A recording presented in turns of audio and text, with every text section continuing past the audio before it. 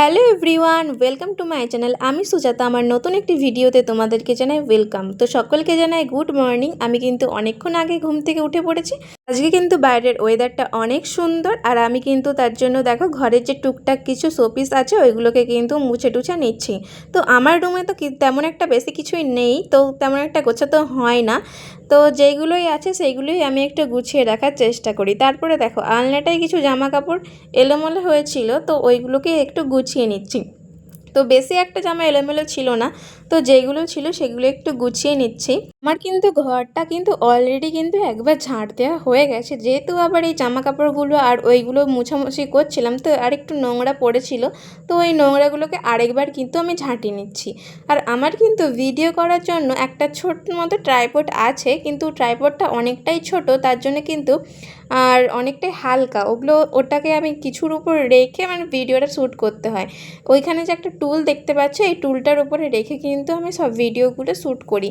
আর অন্য কোথাও যদি উঁচু জায়গা থাকে ওই জানলা টানালায়, তো ওইভাবে রেখে আমি ভিডিও শ্যুট করি।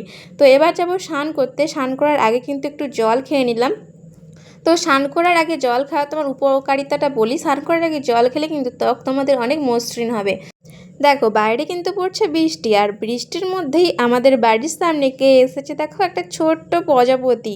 তো বৃষ্টির মধ্যেও কিন্তু ভিজে ভিজে ওই গাছের মধ্যে রয়েছে। তো তারপরে দেখো স্নান টান করে নিয়ে আমি কিন্তু একটু লেবু জল খাওয়ার জন্য কিন্তু লেবুটাকে দিচ্ছি। আর এইটুকু লেবুর মধ্যে দেখো কতটা রস। তো আমি একটু লেবুর শরবত কিন্তু টকটকে খেতে পছন্দ করি, কারণ আমার টক জিনিসটা ভীষণ পছন্দের। মিষ্টির থেকে বেশি আমার টকটাই বেশি বেশি পছন্দের। তো এখন লেবু জল করে কিন্তু খেয়ে। তো আমি প্রতিদিন কিন্তু একটা করে মিনি ব্লগ কিন্তু আমার চ্যানেলে দিয়ে থাকি। তোমরা যারা দেখোনি আমার মিনি ব্লগগুলো কিন্তু একবার দেখে আসতে পারো। তো তারপরে দেখো ব্রেকফাস্টে খেয়ে নিচ্ছি কিন্তু ঝালমুড়ি, যেটা আমার মিনি ব্লগেও আমি দেখিয়েছি। তারপরে এই বড় ব্লগটা ছাড়ছি। তো বড় ব্লগটা এই এডিটের অভাবে একটু দেরি হয়ে যায় ছাড়তে। আর এই দেখো মুড়ির মধ্যে এই বাদামগুলো কিন্তু আমি বেছে বেছে ফেলে দিচ্ছি। তো অনেকগুলোই বাদাম প্রায় মানে বাছা হয়ে গেছে। এই দেখো এতগুলো বাদাম কিন্তু আমি বেছে নিয়েছি, আর এর মধ্যে কিন্তু আরও বাদাম রয়েছে। তারপরে মুড়ি টুড়ি খেয়ে কিন্তু চলে এসেছি এখন শাক কাটতে। আজকে আমাদের 3 রকমের শাক রান্না হবে। এই যে এক রকমের শাক, আর একটা ওর নিচে একটা শাক দেখালাম, আর এইটা হচ্ছে এই শাকটা। এই শাকটার নাম কি বলো তো, শুশনি শাক। আর ওই দুটোর নাম আমি ঠিক জানি না, ভুলে যাচ্ছে এই মুহূর্তে। তোমরা যদি জেনে থাকো তাহলে কিন্তু অবশ্যই কমেন্ট করো। তো চলো এখন শাকগুলোকে পরিষ্কার করে বেছে নিতে হবে, কারণ এখন জানোই তো বৃষ্টি হচ্ছে, বৃষ্টির মধ্যে কিন্তু অনেক পোকামাকড় থাকে। আর এই শাকগুলো কিন্তু আমরা বাজার থেকে কিনে আনিনি, আমাদের বাগানে হয়েছে, ওর জন্য কিন্তু ভালো করে একটু বেছে নিতে হবে। তারপরে দেখো ভালো করে বেছে নেওয়ার পর এই শাকগুলোকে কিন্তু একটু, এই যে শুশনি শাকগুলো কিন্তু অতটা ভালো করে না কোচালেও হবে। তো অর্ধেক অর্ধেক করে আমি এটা কিন্তু রেখে দিয়েছি। তারপরে দেখো এটা একটা কিউই ফলের মতো, এটা কিন্তু কিউই না, এটা হচ্ছে সবেদা। তারপরে আমি কিন্তু চলে এসেছি জামা কাপড়গুলো মিলতে। তো এখন ওয়েদারটা অনেকটাই খারাপ, হালকা রোদ উঠছে আবার অন্ধকার হয়ে চলে আসছে, ওর জন্য কিন্তু এই ভেতরেই মিলে দিচ্ছি ছাদে। আর রোদ হোক বা বৃষ্টি হোক, এখানেই জামা কাপড়গুলো মিলে দিলে কিন্তু ভালোভাবে শুকিয়ে যায়, তো ছাদে যাওয়া লাগে না, কারণ এই জানালাগুলো ফাঁকা, তো তার জন্য কিন্তু রোদ এখান অবধি চলে আসে আর কি। ওই জন্য কিন্তু এখানেই আমি সব সময়ের জন্যই মিলি।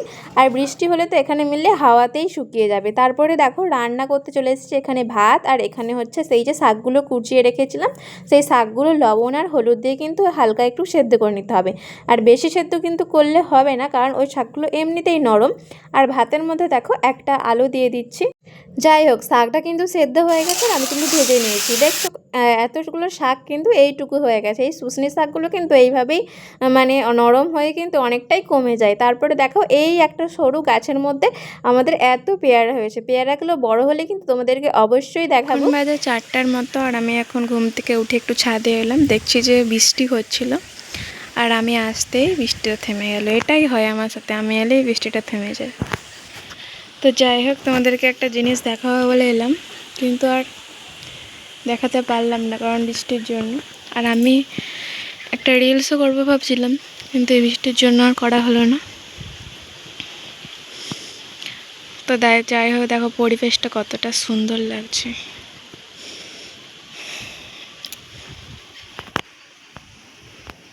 ওটা কী গাছ বলো তো, পুরো সাদা হয়ে ফুল ফুটে আছে। ওই গাছটার উপরে বন গাছ চেপে গেছে না, ওটাই কিছু একটা গাছ, বুঝতে পারছি না।